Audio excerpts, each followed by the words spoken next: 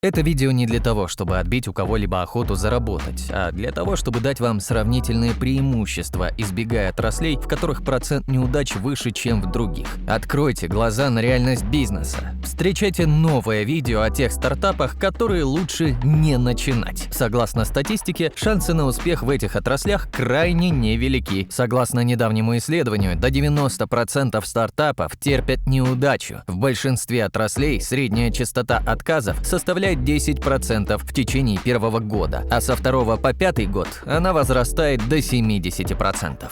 А должен я начать этот список с одного из худших бизнес-вложений, которые вы можете совершить. Может, для кого-то это и будет удивлением, но начинать сейчас ресторанный бизнес крайне невыгодно. Средняя норма прибыли ресторанов составляет около 3-5%. Около 80% ресторанов закрываются в течение первого года после открытия. Это точно тот бизнес, которого следует избегать любой ценой. И вот еще доводы. При открытии ресторана перед нами открывается непредсказуемый бизнес.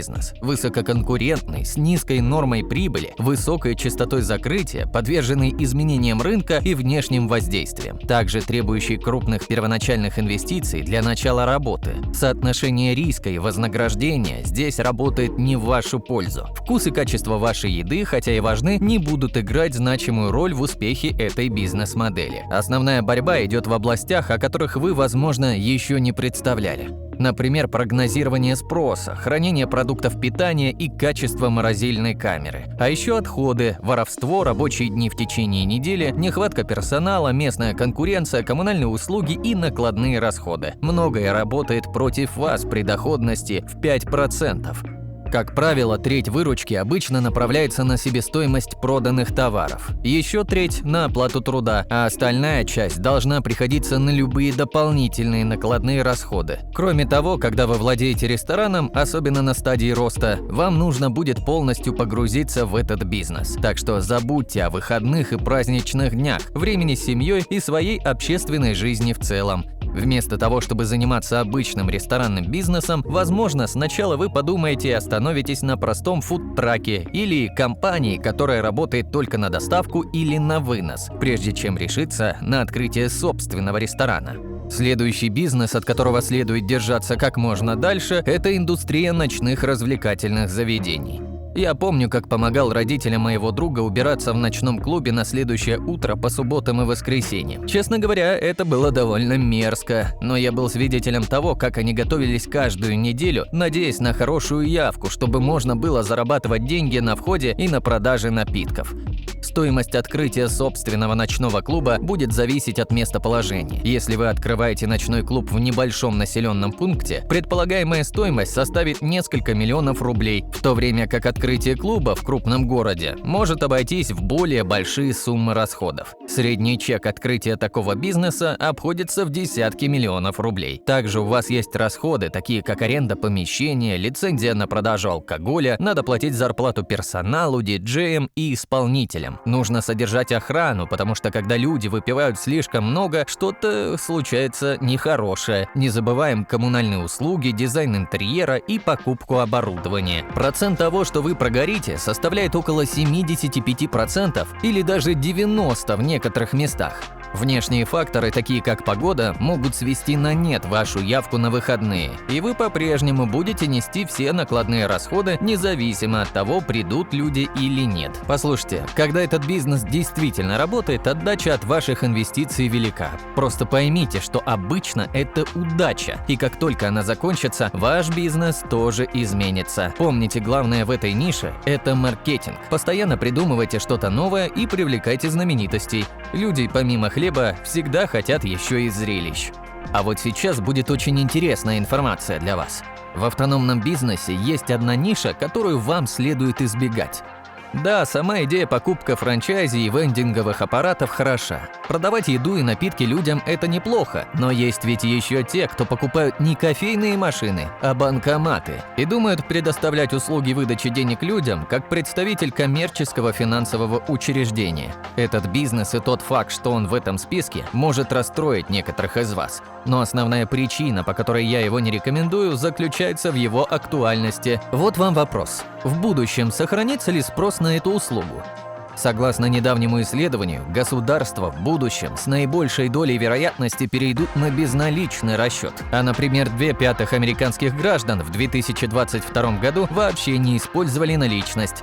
По мере того, как мы все ближе и ближе приближаемся к обществу безналичных платежей, нам захочется выбирать предприятия, которые будут существовать и через годы. Нет причин открывать бизнес по услуге выдачи наличных, если его динамика снижается. Этот бизнес, возможно, был отличным 10 лет назад. Его можно начать сегодня и найти несколько отличных локаций и получать приличную прибыль полупассивно. Однако, если вы подумаете о начале бизнеса, вам лучше выбрать тот, который будет работать в течение длительного времени. Кроме того, барьер для входа в этот автономный бизнес низкий, что означает усиление конкуренции. Вы можете купить банкоматы всего за несколько десятков тысяч рублей для начала. Но этот же фактор упрощает задачу для других, кто рассматривает возможность входа в этот бизнес. Помните, что вам все равно нужно будет найти место, которое позволит вам разместить там свои банкоматы. И в этих местах должно быть большое движение людей, чтобы вы могли зарабатывать деньги. Удачное размещение банкомата может приносить вам прибыль более 40 тысяч рублей в месяц. Цифры и рентабельность ваших инвестиций могут выглядеть нормально, но опять же, будущее этого бизнеса мрачно. Я вырос в эпоху, когда мы постоянно посещали небольшие местные маленькие магазины и аптеки. Сейчас их почти не существует. Здесь появляется Магнит, и он уничтожил множество небольших магазинов, и они прекратили свое существование. Печально видеть, но мы все больше движемся в сторону онлайн-покупок, и большинство этих розничных стартапов не смогут конкурировать с крупными онлайн-компаниями. Итак, почему же открытие розничного магазина включено в этот список? Ну, во-первых, существует большая конкуренция. Вы не только конкурируете с другими местными обычными магазинами, но теперь вам придется думать еще и о бесчисленных онлайн-компаниях, которые продают аналогичный продукт по гораздо более низкой цене. Как и в независимых ресторанах, у розничных магазинов уровень закрытия превышает 60% на десятилетней отметке. Подумайте сами, у интернет-магазина нет таких накладных расходов, как у обычного розничного магазина. Таким образом, они могут взимать меньшую плату за те же товары. Такие расходы, как коммунальные услуги и аренда здания вашего магазина, могут сократить вашу прибыль, а увеличение маржи означает, что вам придется взимать больше. Прежде чем решать, какой розничный магазин вы хотите открыть, изучите конкурентов. Определитесь, готовы ли вы конкурировать как с обычными магазинами, так и с онлайн-компаниями. Если вы это можете, тогда разворачивайтесь. Найдите незаполненную нишу в вашем регионе и решите, хотите ли вы заполнить ее чем-то своим. Но это тот бизнес, который я пробовал сам, и у меня ничего не получилось, так что и вам я этого не советую. Каждый начинающий бизнесмен представляет, что его логотип будет популярен как надкусанное яблоко Apple. Поэтому разрабатывают свой логотип и стараются разместить его даже на изделии, которое выпустили по его заказу на чужом предприятии. Я помню, как много лет назад потратил свои 400 тысяч рублей, чтобы открыть бизнес по продаже на Озон. Я заказал эти сенсорные шарики для снятия стресса из Китая, нанес свой логотип на коробку и на них, отправил товары на Озон и продал целых 2 единицы. Я быстро вышел из бизнеса и потерял все свои деньги. Вот что такое частная маркировка для тех, кто впервые слышит об этом. Это когда вы работаете с производителем над созданием товара, а затем маркируете его своим логотипом и продаете на Озон или Wildberries. Конкуренция в этом бизнесе нереальна. Если вы случайно найдете единорога, это не будет чудом по сравнению с товаром, на котором можно разместить свой логотип и продавать его с прибылью примерно несколько месяцев. Потому что как только вы начнете продавать этот чудо-товар, ваши конкуренты поймают волну, и это будет гонка ко дну. В этом бизнесе низкие барьеры для входа, и всегда будет много предложений.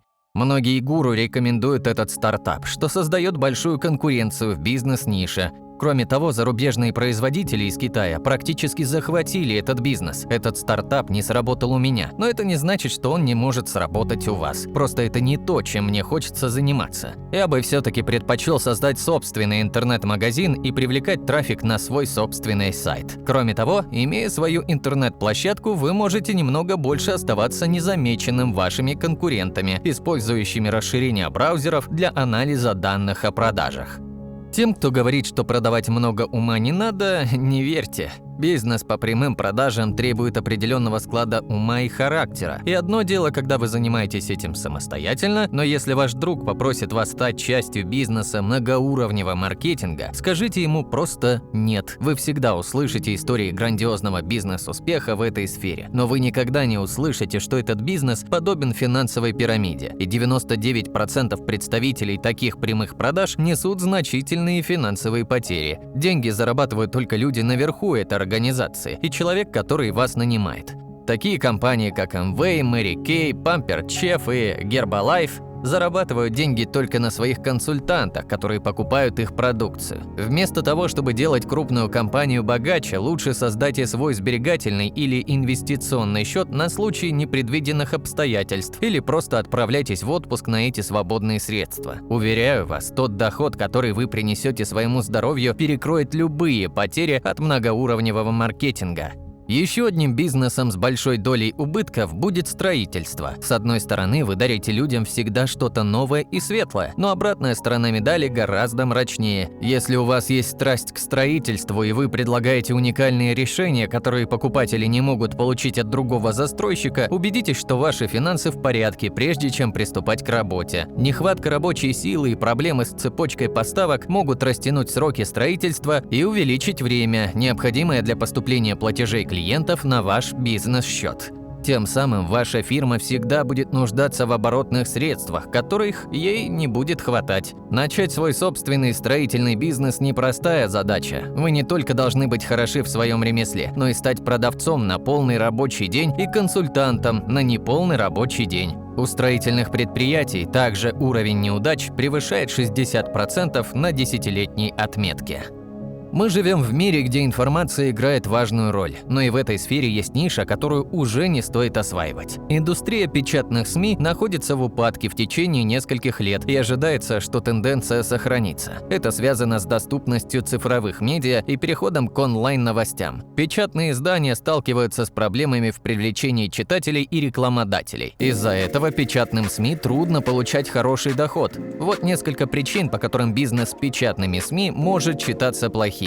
Печать и распространение физических копий газет или журналов может быть дорогостоящим занятием. Закупка бумаги, краски для печати, печатного оборудования – все это теперь имеет большую цену, как и логистика распространения. По мере сокращения читательской аудитории покрывать эти расходы становится все сложнее. Это приводит к снижению прибыльности. А еще печатные СМИ имеют ограничения с точки зрения гибкости и своевременности. Новостные статьи должны пройти длительный процесс подготовки, прежде чем дойти до читателей. Поэтому всем, кто хочет найти бизнес в медиасфере, надо сосредоточиться на цифровой эпохе. Медиапредприниматели должны направить свои усилия и средства на платформы онлайн-публикаций. Им следует обратить внимание на цифровые подписки и владеть социальными сетями для охвата более широкой аудитории. Итак, мы поговорили о некоторых предприятиях, которые обычно имеют более высокий процент неудач, но давайте посмотрим причины, почему большинство предприятий терпят неудачу.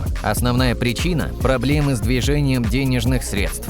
Более 8 из 10 предприятий испытывают проблемы в этом аспекте бизнеса, что приводит к 82% неудач. Проблемы с движением финансов возникают, когда у бизнеса нет ликвидного капитала в банке для покрытия своих расходов. Когда выбытие наличных превышает поступление, предприятиям трудно оплачивать долги и другие расходы. Это может стать серьезной проблемой, когда у вас закончатся денежные ресурсы.